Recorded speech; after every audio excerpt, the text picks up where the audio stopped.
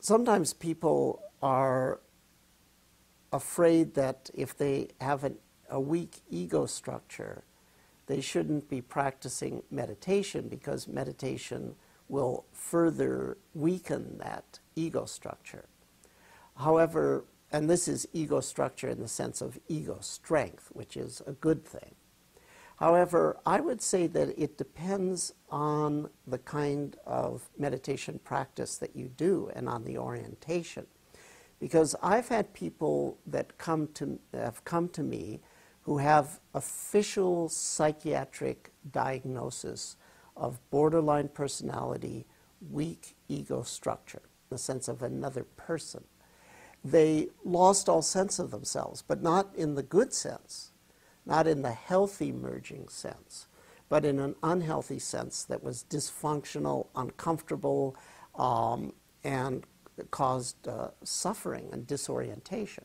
What I do for people that are in that situation is just a slight modification of the standard meditation that I give to dissolve the self, except with this slight modification, it's an exercise in strengthening or in improving ego strength in the psychological sense of ego strength.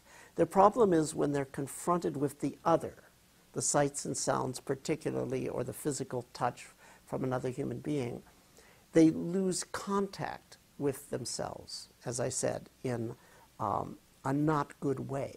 So what I taught them how to do is when the other looms, that they keep noting feel, image, talk, to keep a strong contact with those subjective elements. The problem was that they were losing consciousness of the strands that produce the self.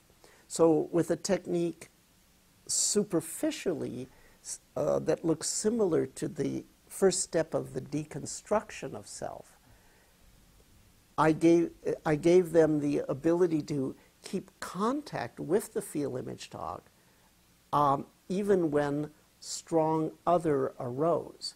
And just that attentional exercise vastly strengthened their ability to maintain boundaries and to remember who they were in a psychologically healthy way.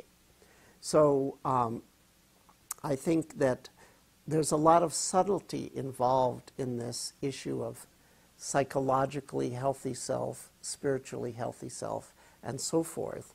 And I've found that the sensory categories that I like to use and the focus methods that I like to use can actually be used either to deconstruct ego in the sense of